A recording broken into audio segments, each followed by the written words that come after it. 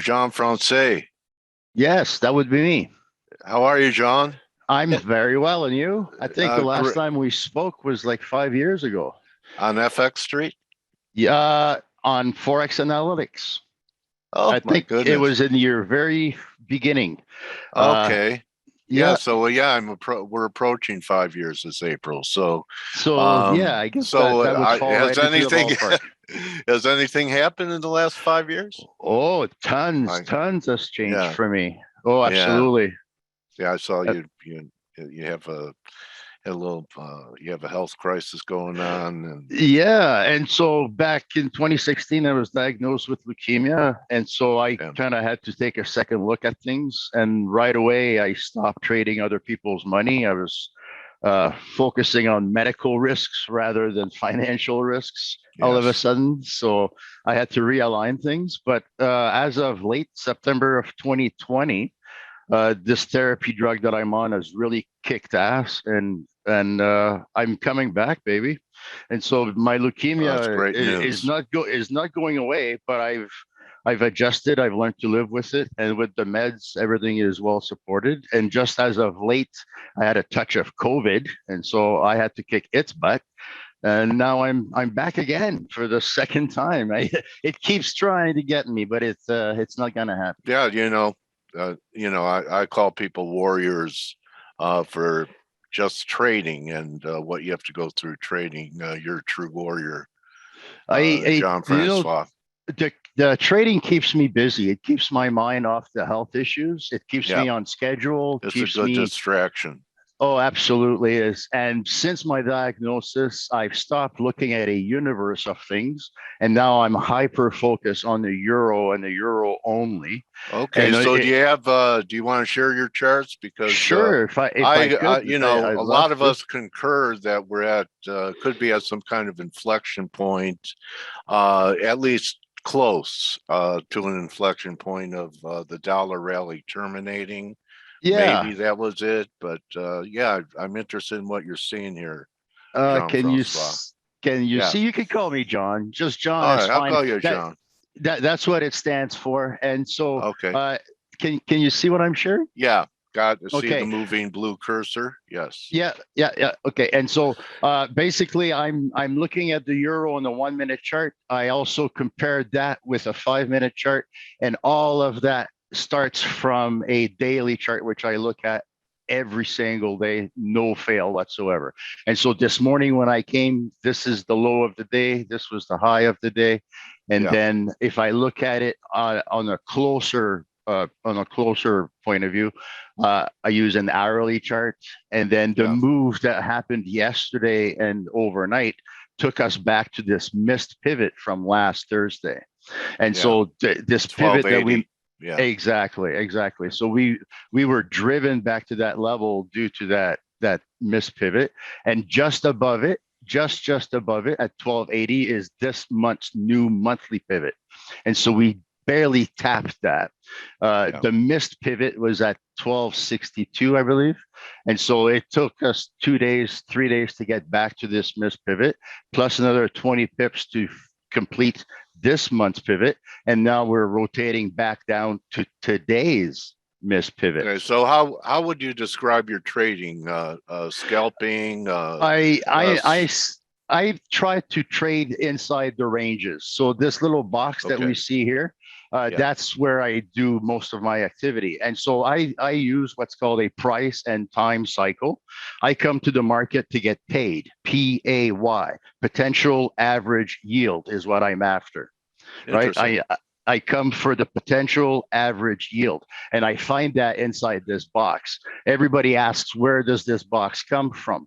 Well, this box is the potential average yield off of a 5 minute chart. It's one of these potential average cycles. And so we would call that a sigma. And so I take that sigma and it repeats over and over. And when the market moves like this, it moves a multiple sigma, right? Does And it have so any? Is it close to like the only? It's interesting. You use a box. Is it like a Darvis box in any way? yeah. Is So it? basically, my Oh, I background, guessed right. I've been looking at these markets since 2006. I Yeah. got beat up real bad when I first started trading, and so I committed to myself that I'm going to make my money back. And back then, Darvis boxes were the big thing, and so Okay. I really started looking at that, and that stuck with me since Yeah. 2006. And so Okay. I've incorporated that into my strategy. But the potential average yield is where really everything comes together, because now I'm looking at time. My box has three possible exits, right? And the price could retrace back to the top. I could run out of bars and the price comes out the side, or Yeah. it just collapses through the bottom. I get more volatility sooner than anticipated. The box represents a potential average move. It's just what the market is willing to give me over and over and over and over. So you'll never see me having targets that are hundreds of pips away when the market is more than willing to give me the same 9 pips over and over and over and over.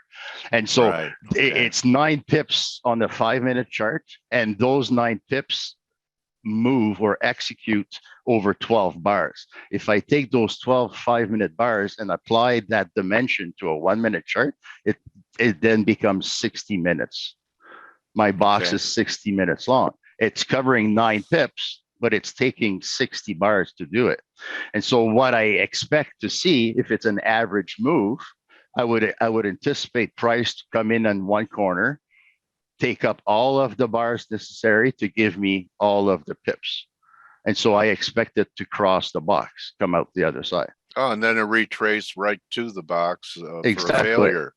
All Yeah. right. So, yeah, interesting. I also heard you say something that I talk about at times, and that's narrowing your focus. Oh, yeah. I use the example of I knew floor traders that never left the cattle pit. They didn't roam to another meat pit like live hogs or bellies or Yeah. go and try and trade currency or gold, and they knew that one market like the back of their hand.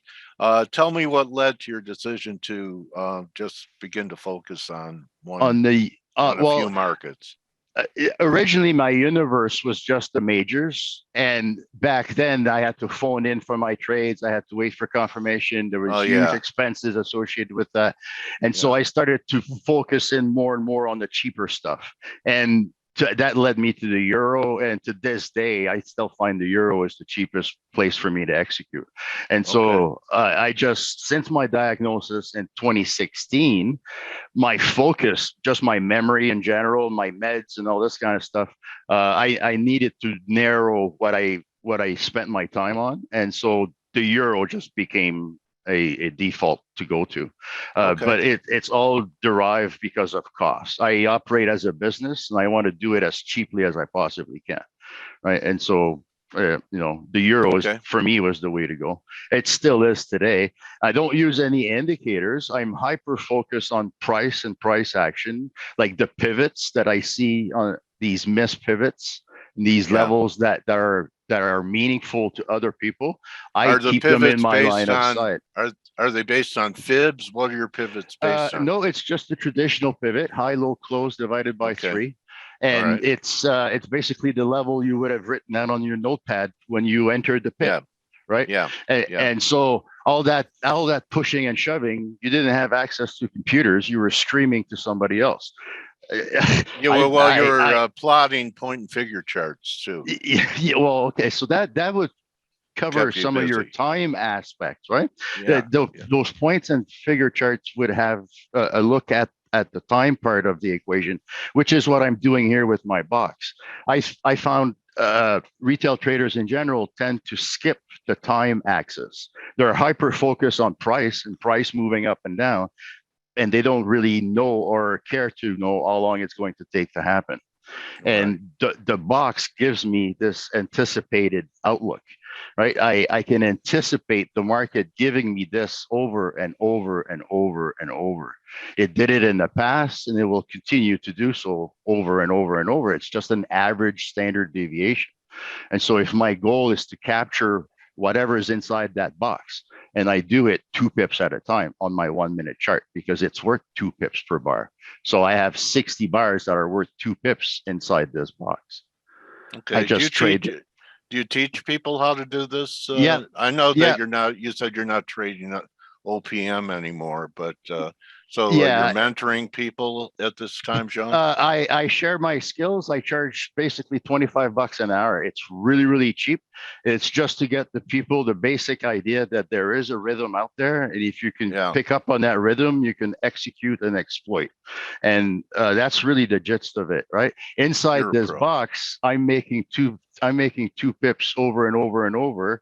And then when the price comes out of the box, I must decide what to do, right? Your And so broker must love you. oh, my broker loves this.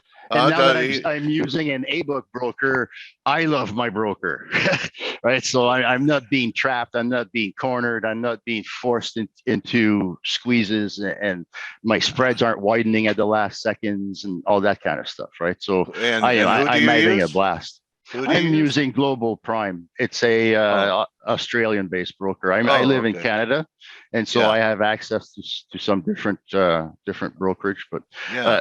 otherwise, I keep my trading as simple as I possibly can. You know, if I put up my statistics, I had some trades open overnight, targeting that monthly pivot, and so you can see that here. Yeah. All right, so I was targeting this monthly pivot up here, and then this morning when I came back to my computer, I've been trading it short since I then. know it's not your style, but do you think that Friday's low, Monday's low was it for a while, or do you think it'll give way? I know you're I think it will give way. I think we're going to see somewhere around 1050, 1100 somewhere, like okay. lower than the most recent low. What I personally think is that the recent high may have been the high for the year. And so back here. So this would have been a week or so ago. If I Yeah. look at a historical analog of 2021 compared to 2022, last year's high was put in on the 6th of January. This year, we were a week late putting in the high, if that's the case. Okay. And so if we're moving away from that level, I could see lower lows coming maybe early next week, right? And that would be in line with what this Ichimoku outlook, tells me. Yeah. See, And so so, okay, interesting. So you're still uh, looking at some macro stuff, but oh yeah, your I do my business. top down. Okay, but I you're do a top down every single day. I must look at my daily chart because okay. from bar to bar it does change greatly. And I'm only here operating as a business from 8 a.m. till about 10:30. I open my business doors and I close my business doors every day. I stop trading every day. That allows Which me to hold on to my profits, and right? Because and if and which bedroom did you set your office up in? it's right next door to my regular bedroom, so I don't really have far to go to. I But like the commute, John. I yeah, like the yeah. commute. Oh, so do I. I used to wake up so afraid to look at the computer. When I swing traded, I was so deadly afraid of looking at the computer and wondering what kind of mess I was waking up to. Now Yeah. that I've tightened my game and I stop trading every day, I operate as a business. That allows me to sleep like a baby, and I restart the business in the morning fresh. I just reopen my doors and off I go for another couple hundred pips, right? And Okay. Well, I we're getting a question from an attendee. What oh, moving average are you using, Sean? none, Yeah, that's none. I don't know why they're asking. Yeah, I don't use any moving averages. I Okay. don't use the indicator you see at the bottom is an ATR, and it's just giving me an idea of what my bars are worth. And so the reason I stopped trading at 10:30 Mountain Time, Yeah. basically lunchtime New York, is because after that my bars are worth less and less and less. I'm working overtime for less and less money. So you're trading the lunch hour rush before lunch hour. People Before coming in lunch for hour, breakfast. yeah, I'm Breakfast. trading from the New York Open to the New York lunch hour. And Okay. so I skip event risk altogether. I sidestep the news. I wait for about an hour, and then I approach the market. What was normal before the news is now normal again after the news. And so my boxes before the news will remain the same size after the news. During the Okay. news, price whipsaws through the boxes. It throws my boxes out of whack, right? But the average, if that's what they're asking about, the box size comes from this. And so it's really, really simple. It's grade 4 math. If I come at 8 o'clock in the morning every day, right? If this is 8 o'clock in the morning right here, I look to my left. I want to see what was happening in order to anticipate the same kind of thing going forward. And so if this is 8 a.m., I'm going to look back to my left. I'll see a leg that moved 25 pips, and that may have taken 4 bars to execute, and then 50 pips over 6 bars, 25 pips over 8 bars, 50 pips over 10 bars. If you average the bars, you get an average 7 expected. And then if you average the pips, you get 37 expected. And so going forward, an average box should last about 7 bars and give you about 37 pips according to this sample. And so if you get all of your volatility early in the box, this is a signal to add to your trade because you have time remaining. If you get a portion of what you anticipated, this is also a signal to get the hell out of there because you're also making a lower low. A lower high. So the next thing all together. Exactly. The next thing should be a lower low, right? And so if you also fail, then you can try and try again. Eventually you'll find that support, you'll move your box, you'll get your 37 pips. And so it's a matter of logistics, and using probabilities against and discipline. Yes, absolutely. Absolutely. Yeah. I think the cancer diagnosis drove me to acquire that discipline I needed. It's I have to take my meds on time. I have to attend my appointments on time. Everything about my life had to do about time all of a sudden. And so what perspective did it give you about pips and money? It's not as important as everybody makes it out to be. If I focus on my process, it's the end result. And so I just need to keep focused, right? If I keep my head down to the grind and I keep grinding at it, I will get what I want.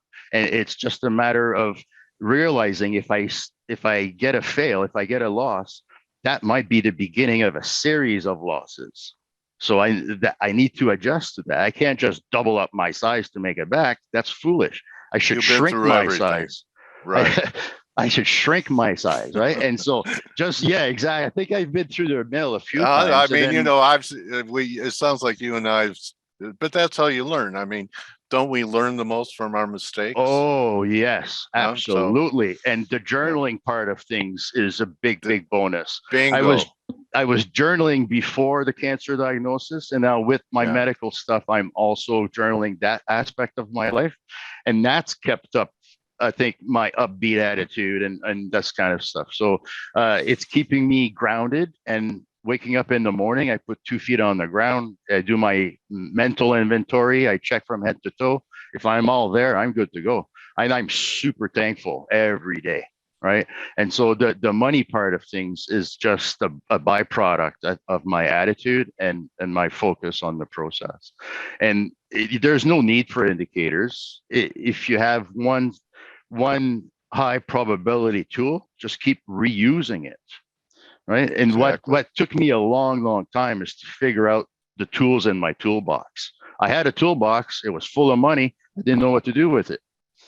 And so how do I spend those, instead of approaching the market expecting one trade must equal one outcome, I broke up that trade into a Brazilian little trades, and now I have lots and lots of tiny positions that equal one outcome, right? And so I give myself the opportunity to seek the level that I need in order to profit. If I thought this was support, I was obviously wrong, and I was wrong, and I was wrong, right? I was wrong many times, but I never gave up on my bias. I never gave up on my conviction. I just kept trying and trying and trying and trying. I accumulated drawdown because these are all mini lots. By the time I'm all said and done, I've got 1 or 2 lots on the go, but they're all going to the same place, right? So it really pays off in the end, adding a conviction into your bias, but you have to have that bias. And so for me, that comes from this top-down analysis. And I do that every day, no matter what, never fails. That's how you get to see these missed pivots. And then all of a sudden, when it's Wednesday, Thursday, Friday, you start building into this position, knowing that a high probability target like this very seldomly gets missed. Right. And John, so what a great interview. What's the best way for people to follow you? At Jasper Trading on Twitter, is that the best way? Yeah, there's Jasper Forex pretty much Yes. everywhere. I'm on all the platforms, but my website has a contact me page and all this kind of stuff. So the jasperforex.com website is probably the best place to go. And then from there, it's just, sending a message and I get back to you. But I did do a couple of interviews back in November with another trading friend of mine, and my calendar blew up since then. And so I've been really, really busy on all fronts. But the strategy is really simple. I don't have anything to sell. I just sell my time. And Yeah. I'd rather set the elevator back down, I guess is what they say. And so that's what I'm doing. I'm sending the elevator back down. There's one thing about learning. You're also inspiring, and you're a trader philosopher, Jean. And Yeah, I've accumulated a lot of little tidbits along the way. I've been wrong along the way more often than not, and so I started my career in the hole.